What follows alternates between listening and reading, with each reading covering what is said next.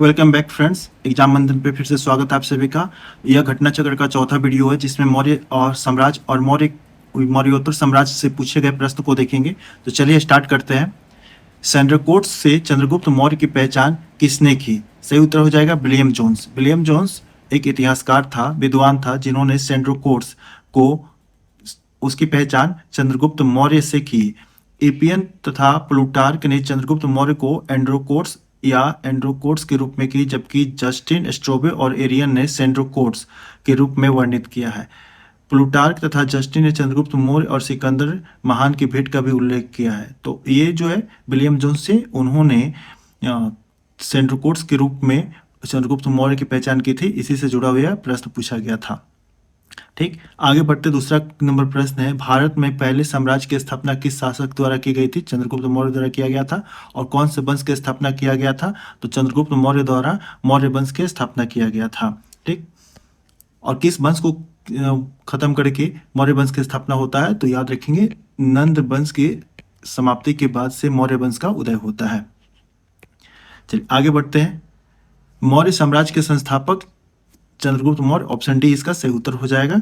Explanation में देख सकते हैं, मौर्य वंश के स्थापना चंद्रगुप्त मौर्य ने की। इसका समय 321 से 184 ईसा पूर्व तक था। इसके बाद कुषाण वंश, गुप्त वंश और वर्धन राजवंश ने प्राचीन भारत पर शासन किया। तो सही उत्तर क्या हो जाएगा हमारा? चंद्रगुप्त मौर्य हो जाएगा। अगला प्रश्न को देखिए, निम्नलिखित में से किस मौर्य राजा ने दक्कन की विजय प्राप्त की? सही उत्तर हो जाएगा चंद्रगुप्त। चंद्रगुप्त मौर्य, यहाँ पे चंद्रगुप्त से कंफ्यूज नहीं होना है। चंद्रगुप्त जो है यह आगे चल के गुप्त वंश में भी दिखाई देंगे। तो ये चंद्रगुप्त मौर्य की बात किया जा रहा है। चंद्रगुप्त मौर्य वंश के संस्थापक चंद्रगुप्त मौर्य ने दक्षिण भारत यानी दक्कन की विजय प्राप्त की थी। इस संदर्भ में अशोक के अभिलेखों, जैन एवं तमिल साक्ष्यों से जानकारी प्राप्त होती है। दक्षिण भाग के अनेकों स्थल से अशोक के अभिलेख प्राप्त हुए हैं, किंतु अशोक ने नाम मात्र कलिंग विजय में ही की थी। एकमात्र जो है कलिंग विजय में ही उसकी हुई थी। अतः ऐसी स्थिति में दक्षिण के विजय का श्रेय हमें चंद्रगुप्त मौर्य को ही देना पड़ेगा, क्योंकि बिंदुसार के विजय अत्यंत संदिग्ध है एवं इतिहास में उसे विजेता के रूप में स्मरण नहीं किया जाता। जैन एवं तमिल साक्ष्य भी चंद्रगुप्त मौर्य को दक्षिण विजय की पुष्टि करते हैं। तो अनेक ऐतिहासिक साक्ष्य जो है उसके अध्ययन करने के बाद से, उसको देखने के बाद से चंद्रगुप्त मौर्य को ही दक्षिण के विजय को कहा जा सकता है कि दक्षिण के विजय में चंद्रगुप्त मौर्य का ही नाम आता है। पांचवा नंबर प्रश्न देखिए, जिसके ग्रंथ में चंद्रगुप्त मौर्य की विशिष्ट रूप में वर्णन हुआ है वह विशाखदत्त है। विशाखदत्त ने मुद्राक्षस नाम का एक रचना किया है, नाटक लिखे हैं। तो मुद्राक्षस में चंद्रगुप्त मौर्य के विषय की विस्तृत सूचना प्राप्त होती है। इस ग्रंथ में चंद्रगुप्त को महापद्म, अन्य नाम जो है नंद, के पुत्र माना गया है। मुद्राक्षस में चंद्रगुप्त को वृषल या कुलहीन भी कहा गया है। 18वीं शताब्दी में गुंडीराज ने मुद्राक्षस पर टीका लिखी। तो चंद्रगुप्त मौर्य के विशिष्ट रूप से वर्णन किया गया है, तो विशाखदत्त की मुद्राक्षस में किया गया है।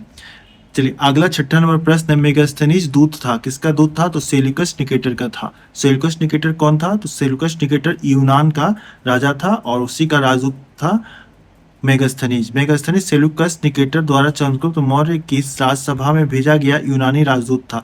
वह पूर्व में अराकोसिया के क्षत्रप के राज दरबार में सेल्यूकस का राजदूत रह चुका था। तो ये राजदूत रखने के, एम्बेसडर रखने की परंपरा आज से नहीं है, यह काफी प्राचीन है। मेगास्थनीज ने भारतीय समाज को कितनी श्रेणियों में विभाजित किया था? सही उत्तर हो जाएगा 7, यानी कि ऑप्शन डी इसका सही उत्तर हो जाएगा।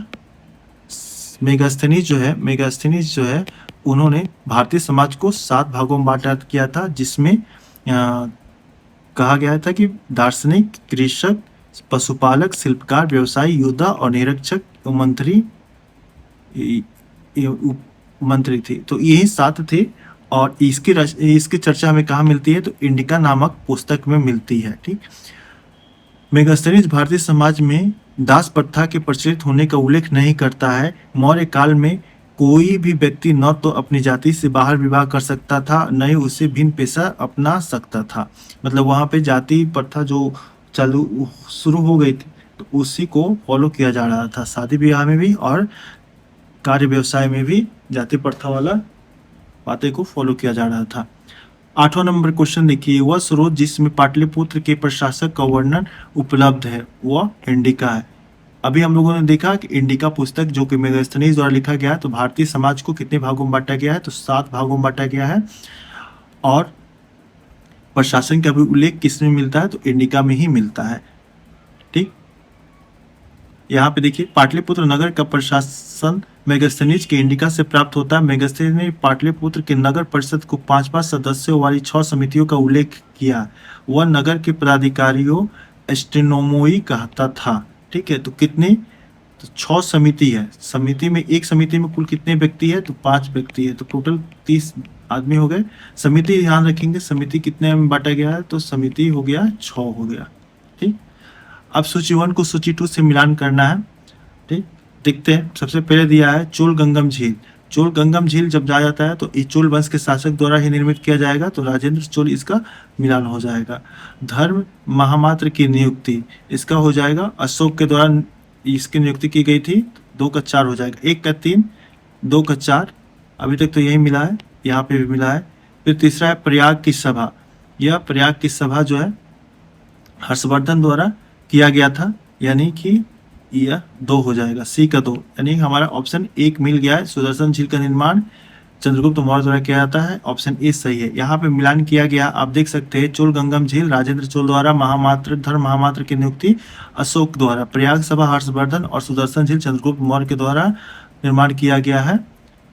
चलिए अगला प्रश्न की तरफ बढ़ते हैं। अभिलेख जिससे यह प्रमाणित होता है कि चंद्रगुप्त का प्रभाव पश्चिम भारत पर था वह रुद्रदामन का जूनागढ़ अभिलेख है। ऑप्शन सी इसका सही उत्तर हो जाएगा। 150 ईस्वी के रुद्रदामन प्रथम ने जूनागढ़ शिलालेख से यह ज्ञात होता है कि चंद्रगुप्त मौर्य के सौराष्ट्र स्थित प्रांतीय राज्यपाल पुष्यगुप्त ने वहां सुदर्शन झील बनवाई थी, और बाद में अशोक के गवर्नर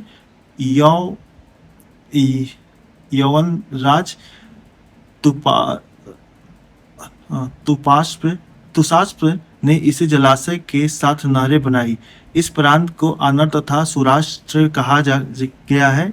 इसमें पश्चिम भारत में चंद्रगुप्त मौर्य के अधिपत्य के प्रमाण मिलते हैं। तो रुद्रदामन प्रथम के जूनागढ़ अभिलेख है, उसमें 150 ईस्वी में जिसका निर्माण होता है उससे क्या होता है, तो चंद्रगुप्त मौर्य के बारे में बताया जाता है कि सुदर्शन झील किसने बनवाई, तो चंद्रगुप्त मौर्य ने बनाई थी। ठीक, किस अभिलेख में कलिंग विजय का वर्णन है, सही उत्तर हो जाएगा इनमें से कोई नहीं या एक से अधिक। अशोक के कलिंग विजय का उल्लेख अशोक के 13वें बृहद शिलालेख से प्राप्त होता है। इनमें से जो भी दिया गया है उसमें से किसी से भी अशोक के कलिंग विजय का वर्णन नहीं प्राप्त होता है, बल्कि अशोक का 13वां बृहद शिलालेख जो है उससे प्राप्त होता है। हाथी गुफा अभिलेख के चेदी राज खारवेल की आत्मकथा प्रस्तुति है। यह गुफा भुवनेश्वर के पास उदयगिरी पहाड़ी पे स्थित है। यह प्रश्न हम लोग वीडियो 3 में भी डिस्कस किए थे लोग, इसमें भी आ गया है। चलिए 12 नंबर क्वेश्चन देखिए, निम्न में से कौन सा क्षेत्र अशोक के साम्राज्य में सम्मिलित नहीं था। ऑप्शन सी श्रीलंका सम्मिलित नहीं था, सी सही उत्तर हो जाएगा। अफगानिस्तान, बिहार और कलिंग तीनों अशोक के साम्राज्य में सम्मिलित था। श्रीलंका अशोक के साम्राज्य में सम्मिलित नहीं था। अशोक के द्वितीय शिलालेख से स्पष्ट होता है कि भारत में अशोक के अधिकार चोल, पांड्य, सुत्तियपुत, केरलपुत और ताम्रपर्णी, जिसे श्रीलंका भी कहा जाता है, को छोड़कर सर्वत्र था। इन राज्यों को पर्यंत या सीमावर्ती राज्य कहा गया है। तो अशोक का जो अधिकार क्षेत्र से बाहर था उसको क्या कहा गया है, तो उसे पर्यंत या सीमावर्ती राज्य कहा गया है।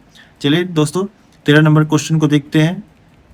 केवल वह स्तंभ जिसमें अशोक ने स्वयं को मगध का सम्राट बताया है, सही उत्तर हो जाएगा भामरू स्तंभ। भामरू स्तंभ जो है उसमें मगध का सम्राट बनाया, अशोक द्वारा खुद को मगध का सम्राट बताया गया। भामरू शिलालेख में अशोक ने स्वयं को मगध का सम्राट बताया। प्रियदासी लाजा मागधे संगे अभिवादितु आहा आपा नाताचा, ये जो लाइन है यह अशोक को जो है वो खुद प्रियदासी कहा, स्वयं को कहलाता था, तो उसी के बारे में बताया गया है कि राजा है और सम्राट है। यह अभिलेख अशोक ने बौद्ध धर्मावलंबी प्रमाणित करता है। अशोक बौद्ध धर्म को फॉलो करता है, इसकी जानकारी हमें यही भाबरू अभिलेख से ही पता चलता है। चलिए दोस्तों यहाँ तक आप वीडियो देख लिए हैं तो वीडियो को लाइक कर दीजिए और कुछ कमेंट भी कर दीजिए, जिससे वीडियो की रीच ज़्यादा से ज़्यादा लोगों के पास पहुँच पाए। चलिए आगे बढ़ते हैं। अशोक के धर्म का मूल संदेश क्या है, सही उत्तर हो जाएगा इनमें से कोई नहीं या एक से अधिक, यानी ऑप्शन ए।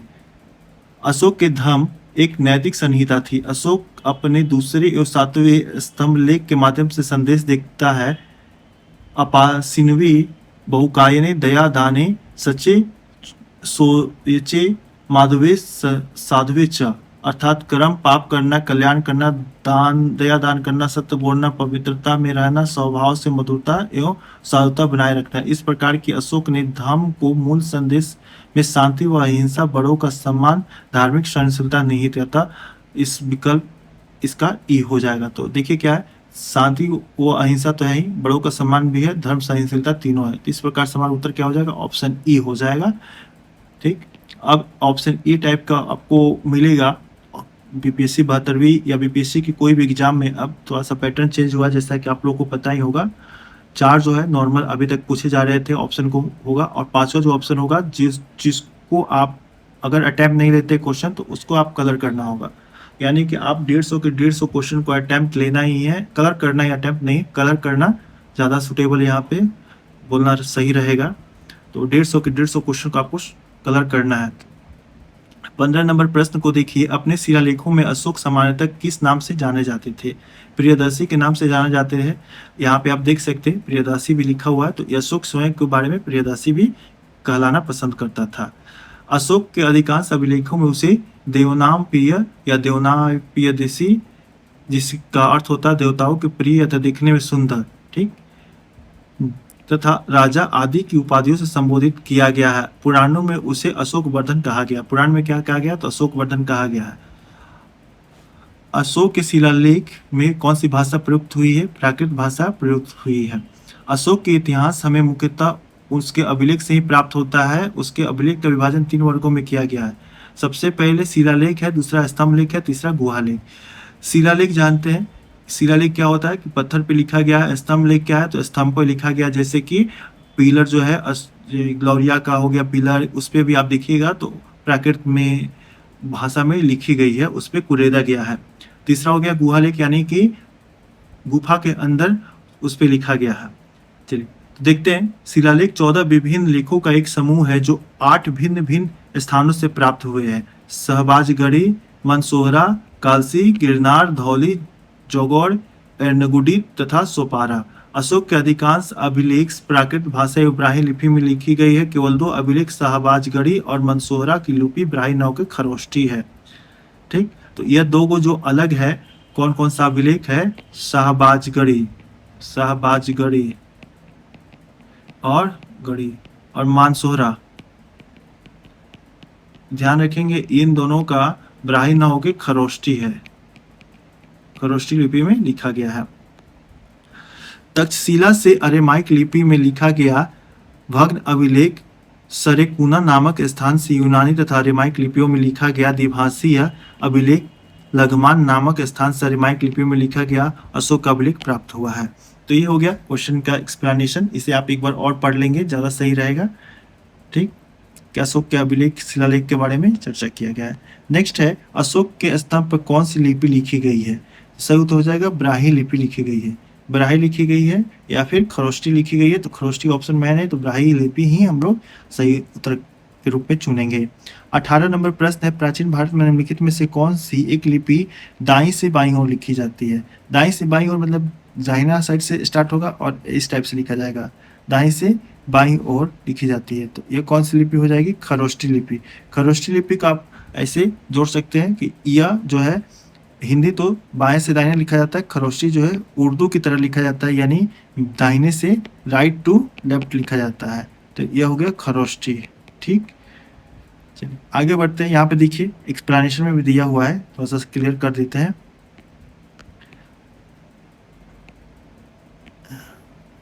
लिखा हुआ है प्राचीन भारत की, लिखा हुआ प्राचीन भारत में खरोष्टी लिपि दाएं से बाएं लिखी जाती थी। इसे पढ़ने का श्रेय जेम्स प्रिंसिप जो है 1835 में पढ़े थे, ग्रोटेफेट 1836 में, लेसेन 1838 आदि विद्वानों का है। यह मुख्यतः उत्तर पश्चिम भारत की लिपि थी। तो उत्तर पश्चिम भारत जो है, अभी वर्तमान में भारत यहाँ पर है, उत्तर पश्चिम भारत जो है ये उत्तर हो गया और ये पश्चिम हो गया। तो इस एरिया में यानी कि अभी जो पाकिस्तान वाला साइड है उस साइड में खरोष्टी लिपि। ऐसे आप उर्दू से कनेक्ट कर सकते हैं, फारसी से कनेक्ट कर सकते हैं, जिसका लिखने की कला जो होती है वह दाहिने से बाएं की तरफ ही होती है। ठीक। 19 नंबर क्वेश्चन, निम्नलिखित में से प्राचीन भारत की कौन सी लिपि दाहिने से बाईं ओर लिखी जाती है? सेम प्रश्न आ गया, खरोष्टी लिपि इसका सही उत्तर हो जाएगा। ब्राही लिपि की बात करें तो ब्राही लेफ्ट टू राइट जाता था, ब्राही लेफ्ट टू राइट जाता था। ठीक। अब कोई कंफ्यूजन नहीं होनी चाहिए। ब्राही जो है समझ जाइए कि ब्रह्म से है, और ब्रह्म क्या है, हिंदुस्तान में ही हिंदुस्तान में ही फॉलो किया जाता है। तो ब्रह्म जो है यह हिंदी की तरह लिखा जाएगा, वहीं खरोष्टी जो है वह उर्दू की तरह लिखा जाएगा। पाकिस्तान साइड में इसका ज़्यादा प्रयोग हुआ है। ठीक। अगला प्रश्न है, अशोक के अभिलेखों को पहली बार किनके द्वारा पढ़ा गया था? जेम्स प्रिंसेप के द्वारा पढ़ा गया था। कब पढ़ा गया था? तो 1835 में। यह डेट भी पूछा जा सकता है कि इस वर्ष अशोक किस शिलालेखों को, अभिलेखों को पढ़ने में सबसे पहले किसको सफलता मिली? तो जेम्स प्रिंसेप को मिली थी। किस वर्ष? तो 1835 में। 1835 ध्यान रखेंगे। चलिए नेक्स्ट है, यहाँ पे देखिए, अशोक के अभिलेख जो ब्राही लिपि को पहली बार पढ़ने का श्रेय जेम्स प्रिंसेप को 1837 ईस्वी में अशोक के दिल्ली टोपरा अभिलेख को पढ़ने में सफलता प्राप्त की। यहाँ पे देखिए 1837 में उनको सफलता मिली। हालांकि यहाँ पे देखिएगा तो पढ़ने का श्रेय 1835 दिया हुआ है। तो देख लीजिएगा आप ऑप्शन में जिसमें कंफर्टेबल जो दिया रहेगा उसको आप लगा सकते हैं। ठीक। नेक्स्ट है, ब्राही लिपि को सर्वप्रथम किसने पढ़ा था? तो ब्राही लिपि को सर्वप्रथम पढ़ने वाले व्यक्ति जेम्स प्रिंसेप थे। ठीक। नेक्स्ट है, पाटलिपुत्र के किस शासक ने सर्वप्रथम अपनी राजधानी बनाई? सर्वप्रथम पाटलिपुत्रा को किस शासक ने सर्वप्रथम अपनी राजधानी बनाई? इसमें देखिए ऑप्शन जो दिया हुआ है, चंद्रगुप्त मौर्य दिया हुआ है, और फिर अशोक महान, चंद्रगुप्त विक्रमादित्य और कनिष्क। इसके क्वेश्चन के अनुसार हमारा उत्तर हो जाएगा चंद्रगुप्त मौर्य। ठीक। मौर्य वंश से पहले जो नंद वंश था, नंद वंश का नंद वंश है, ये भी पाटलिपुत्रा में ही शासन कर रहा था, लेकिन राजधानी के रूप में यह कभी राजधानी वैशाली में शिफ्ट कर रहा था तो कभी यह पाटलिपुत्र में लेके जा रहा था। चलिए आगे बढ़ते हैं। वस्तुतः पाटलिपुत्र की स्थापना गंगा और सोन नदी के संगम पर एक वंश शासक उदयन ने की थी। उदयन ने किया था, अजातशत्रु ने किया था, लेकिन उदयन जो है वो प्रश्न उत्तर में दे दिया जाता है।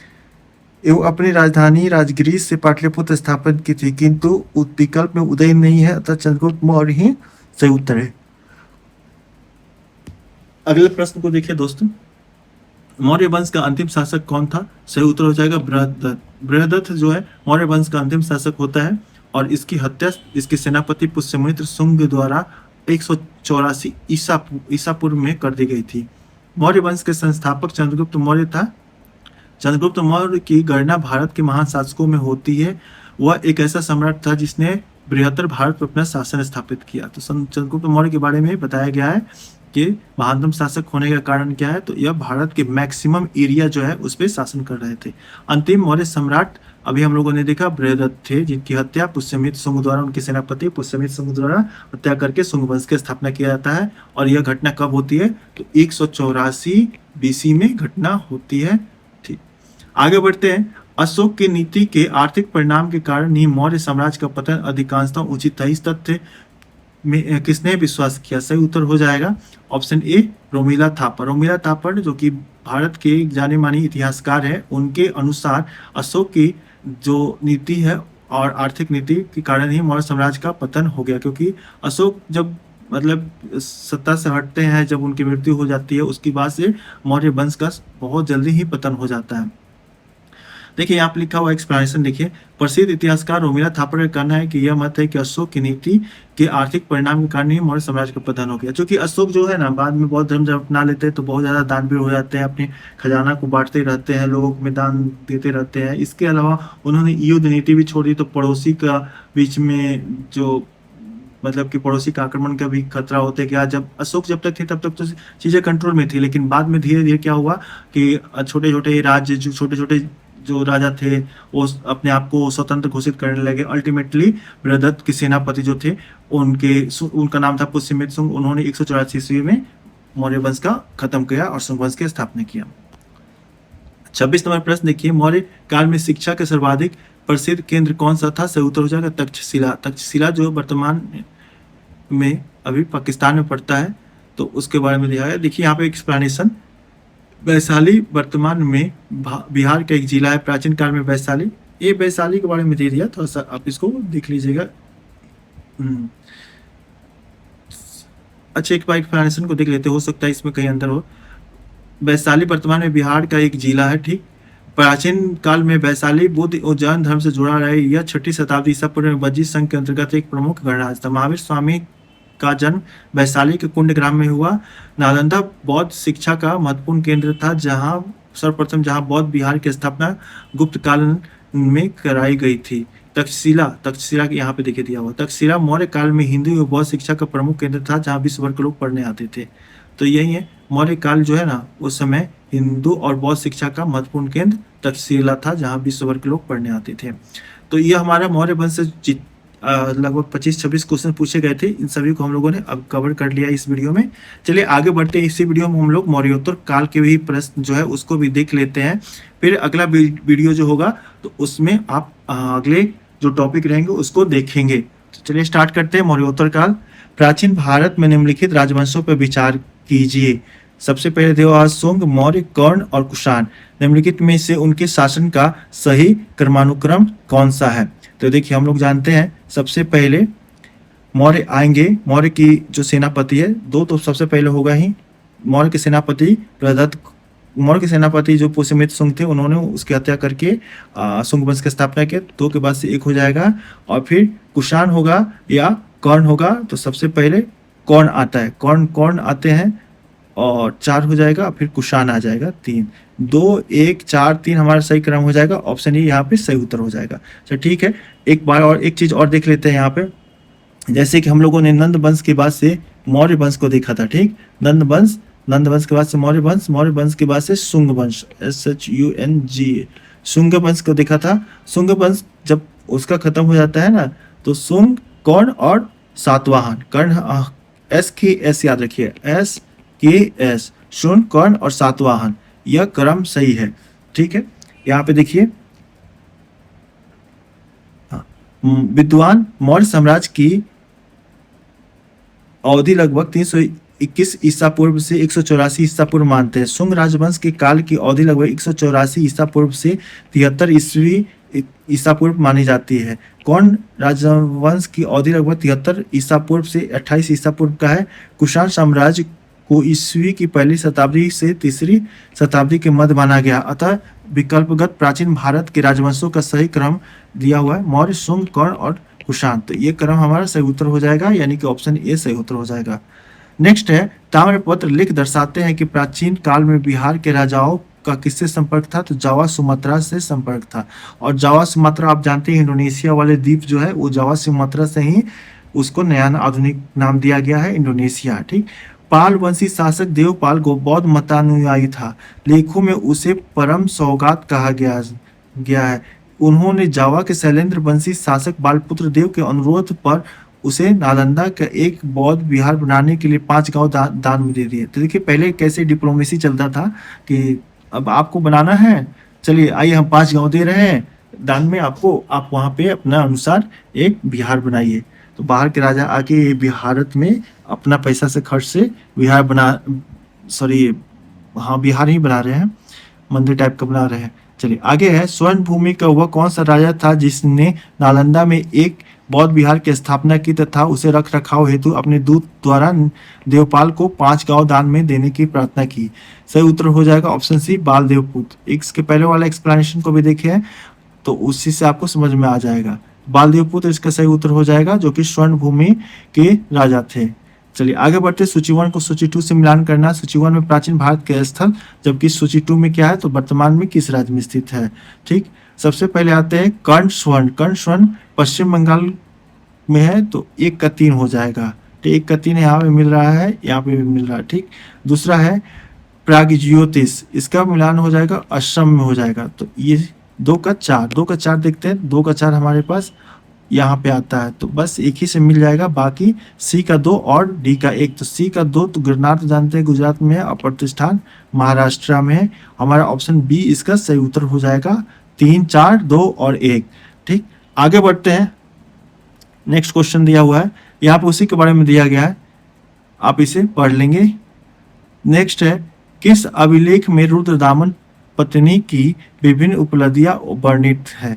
जूनागढ़। जूनागढ़ में जो है रुद्रदामन की विभिन्न उपलब्धियों को वर्णन किया गया है जूनागढ़ अभिलेख में। गुजरात के जूनागढ़ से रुद्रदामन प्रथम का एक अभिलेख प्राप्त हुआ है। यह जिस शिला पर उत्कीर्ण है उसी पर अशोक के 14 प्रज्ञानों में से एक प्रति तथा स्कंदगुप्त के लेख भी खुदे हुए हैं। तो ये सही उत्तर क्या हो जाएगा हमारा? जूनागढ़। जूनागढ़ में खुदेदा हुआ है, वही प्रश्न पूछा गया है। यह विशुद्ध संस्कृत भाषा तथा ब्राह्मी लिपि में लिखा गया है, जिसमें रुद्रदामन के विभिन्न उपलब्धियों पर सुंदर प्रकाश डाला गया है। चलिए आगे बढ़ते हैं। 6ठा नंबर क्वेश्चन है, दूसरी शताब्दी के आसपास रचित संस्कृत के शिलालेखों के अनुसार सुदर्शन झील एक कृत्रिम जलाशय की मरम्मत किसने की थी? सही उत्तर हो जाएगा रुद्रदामन। रुद्रदामन जो है वह सुदर्शन झील जिसका निर्माण किसने किया था? तो थोड़ी देर पहले हम लोगों ने पढ़ा था, अशोक निर्माण कराता है सुदर्शन झील का, और उसका मरम्मत कौन करवाता है? तो रुद्रदामन जी करवाते हैं। सही उत्तर हो जाएगा ऑप्शन सी, रुद्रदामन प्रथम। 130 से 150 का बीच में उनका शासनकाल रहा है। कि जूनागढ़ अभिलेख गुजरात में गिरनार पहाड़ी से प्राप्त हुआ है। संस्कृत भाषा का यह अभिलेख प्रारंभिक संस्कृत अभिलेखों में से एक है। इस अभिलेख से सुदर्शन झील के निर्माण तथा पुनर्गठन की सूचना प्राप्त होती है। ठीक, पुनर्निर्माण की सूचना प्राप्त होती है। सही उत्तर हो जाएगा रुद्रदामन, जो कि कृत्रिम जलाशय की मरम्मत के काम करवाए थे। 7वां नंबर प्रश्न है, इनमें से किसने सर्वप्रथम व्यापक पैमाने पर स्वर्ण मुद्रा का प्रचलन किया? भीम कटफिसेस जो है यह व्यक्ति अपने शासनकाल के दौरान व्यापक पैमाने पर स्वर्ण मुद्रा का प्रचलन किया था। कुषाण शासकों द्वारा व्यापक पैमाने पर स्वर्ण मुद्रा का प्रचलन प्रारंभ करना भारतीय उपमहाद्वीप में उनका सबसे बड़ा योगदान रहा है। कुषाण के शासक थे कौन? भीम कटफिसेस। ठीक, कुषाण शासकों भीम कटफिसेस को स्वर्ण मुद्राओं के प्रचलन का श्रेय प्राप्त है। तो स्वर्ण मुद्रा किसने चलाया था? तो कुषाण वंश के शासक थे भीम कटफिसेस। 8वां नंबर प्रश्न देखिए, पूर्व गुप्त काल के सिक्कों की एक बड़ी संख्या जारी की गई थी, किसके द्वारा? तो सातवाहन द्वारा। सातवाहन राजवंश एक ऐसा इतिहास में राजवंश रहा है जो कि क्या किया है? तो सिक्का जो है ना, सिक्का आज हम लोग 2 रुपये, 1 रुपये, 2 रुपये, 5 रुपये, 10 रुपये, 20 रुपये के सिक्के देख रहे हैं। तो सिक्का कौन सी धातु चलाया गया था? तो ये सिक्का जो है शीशे का सिक्के चलाने के लिए कौन सा राजवंश प्रसिद्ध है? तो याद रखेंगे सातवाहन द्वारा शीशे का सिक्का चलाया गया था। चलिए आगे बढ़ते हैं। देखिए एक्सप्लेनेशन, पूर्व गुप्त काल में शीशे के सिक्के की एक बड़ी संख्या सातवाहन शासकों द्वारा जारी की गई थी। ध्यातव्य है कि सातवाहन राजवंश की स्थापना सिमुक ने की थी। इसकी वास्तविक राजधानी प्रतिष्ठान या पैठण में अवस्थित थी। पुराणों में इस राजवंश को आंध्रभृत या आंध्र जातीय कहा गया है। ठीक, यह हमारा इसका उत्तर हो जाएगा। नेक्स्ट है 9 नंबर, शुंग वंश के बाद से किस वंश ने भारत पर शासन किया? सही उत्तर हो जाएगा कर्ण वंश। कर्ण वंश SKS याद रखेंगे, शुंग, कर्ण और सातवाहन। शुंग, कर्ण,